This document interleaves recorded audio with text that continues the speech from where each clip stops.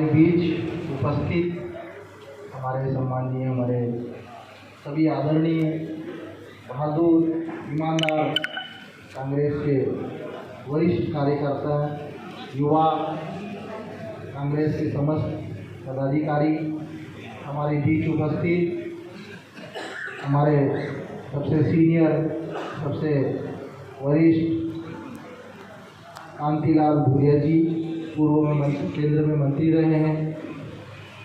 हमारे बीच उपस्थित माननीय, सम्मानीय, आदरणीय बाला बच्चन जी, पूर्व मंत्री। हमारे बीच उपस्थित हमारे भैया सुरेंद्र सिंह बघेल जी, पूर्व मंत्री।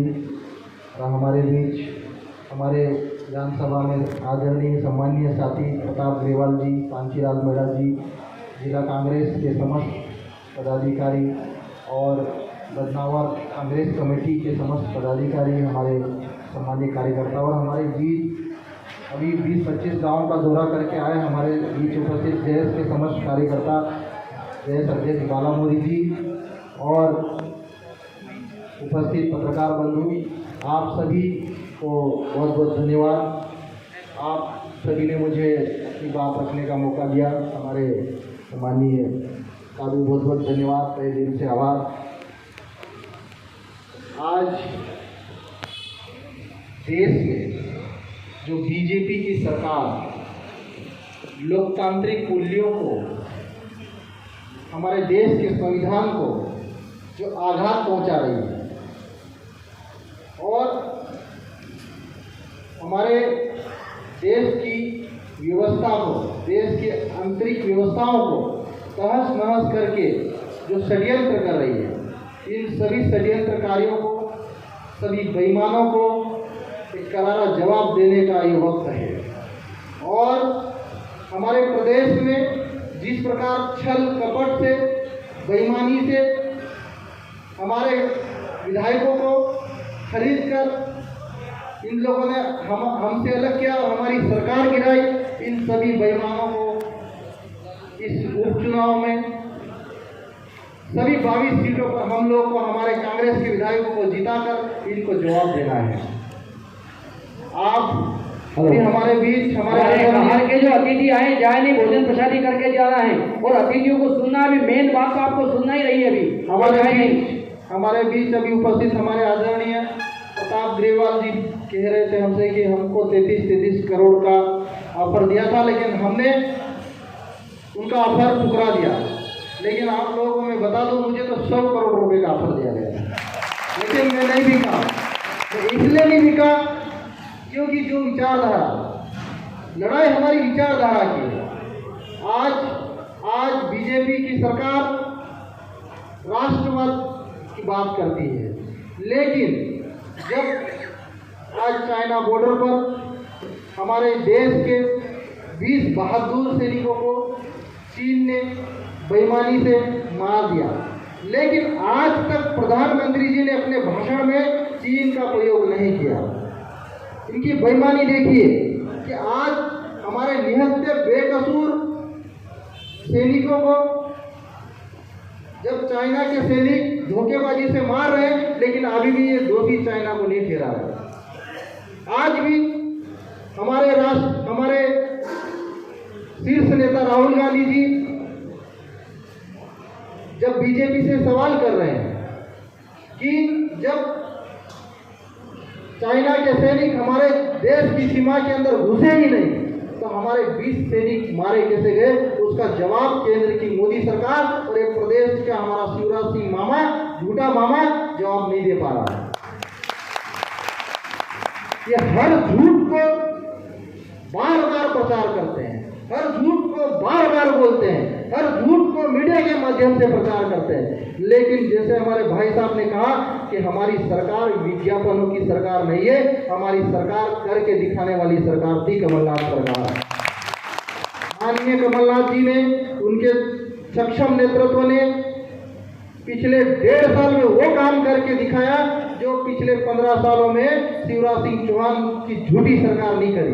उन्होंने किसानों के लिए 1-1 लाख रुपए का कर्ज माफ करके दिखाए 1.5 साल के अंदर। जब हमारी सरकार बनी थी तो ये शिवराज सिंह चौहान सरकार ने हजारों करोड़ रुपए का हमारे ऊपर माथे पर कर्जे छोड़ के गई थी, लेकिन फिर भी हमारे कमलनाथ जी के सक्षम नेतृत्व ने हमारे किसानों का हजारों करोड़ रुपए का कर्जा माफ किया। मेरी विधानसभा में, केवल मनावर विधानसभा में 56 करोड़ रुपए किसानों का कर्जा माफ किया हमारी कमलनाथ सरकार ने। और पूरे प्रदेश में, आप प्रदेश में अगर आप पूरा डाटा निकालेंगे तो मुझे लगता है कि सैकड़ों से हजारों करोड़ रुपए का कर्जा माफ किया होगा। और इस सक्षम नेतृत्व ने, इस महान शख्सियत ने कि कैसे इतना पैसा इस मुश्किल घड़ी में जुटाया होगा, आप अंदाजा लगा सकते हैं। हमारे कमलनाथ जी के नेतृत्व में जो शानदार प्रदेश का विकास कर रही थी कमलनाथ सरकार, गरीबों का विकास कर रही थी, मजदूरों का विकास कर रही थी, प्रदेश के किसानों का विकास कर रही थी, लेकिन ये हमारे जो केंद्र में बैठी मोदी सरकार और प्रदेश में जो 15 साल सत्ता से बाहर हुए शिवराज सिंह चौहान सरकार से और पूर्वक षड्यंत्र करके हमारी सरकार गिराई। लेकिन आप सभी बहादुर कार्यकर्ताओं से, आप सभी पदाधिकारियों से, आप सभी युवाओं से अनुरोध है कि इन सभी बेईमानों को 22 सीटों पे हराना है। और मैंने माननीय कमलनाथ जी ने मुझे बदनावर के साथ साथ बमोरी सीट की भी जिम्मेदारी दिया है, लेकिन मैंने कमलनाथ जी से कहा है कि मुझे 22 की सीटों पे जाने की जिम्मेदारी दीजिए, ताकि 22 की 22 सीटों पर इन बेईमानों को हराएंगे। और 22 की 22 सीटें हमारे कांग्रेस के विधायकों की जीतेंगे और हमारी सरकार 90 दिनों बाद कांग्रेस की कमलनाथ सरकार वापस बनेगी। इस बात का मैं आप सभी से दावा करता हूँ।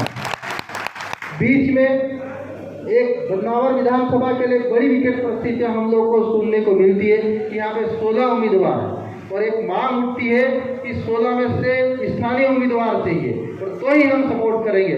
मैं आप सभी बदनावर वासियों से, यहाँ के उम्मीदवारों से इस बात का अनुरोध करता हूँ कि किसी भी कीमत पर हमको आपस में सामंजस्य बनाकर 22 की 22 सीटें जीते, उस दिशा में काम करना है।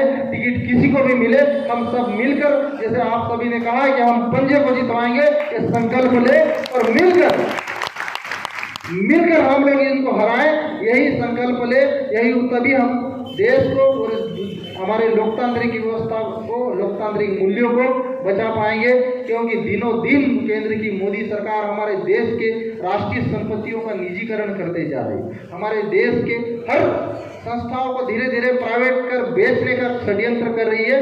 मेरे आप सभी कांग्रेस कार्यकर्ताओं जिन्होंने पिछले 70 सालों में कांग्रेस का वजूद को जिंदा रखा, और पिछला विधानसभा चुनाव हुआ था बदनावर में, जो 40,000 से ज्यादा वोटों से आप लोगों ने जीत दर्ज कराई, आप लोगों की मेहनत ये कांग्रेस के लिए थी, न कि बीजेपी के लिए थी, और अभी वही मेहनत चाहते हैं।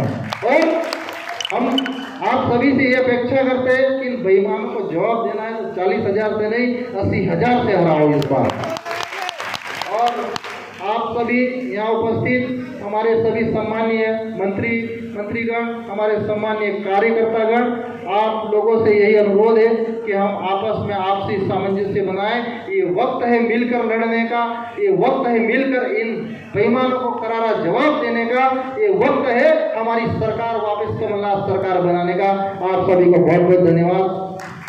बहुत बहुत धन्यवाद आदरणीय डॉक्टर हीरालाल जी अलावा, आपने बहुत अच्छी बात कही। मैं आपको विश्वास दिलाऊं कि ये जो आपने कहा कि 80,000, तो 80,000 में आपको बताऊं कि यहाँ के मतदाता ने ये मन बना लिया है कि जैसे अर्जुन जब मछली को बेचना चाहता था, उसकी निगाह उसकी आंखों पर थी, कि यहाँ के जितने मतदाता उनकी निगाह जो है उस मछली की आंख पर है।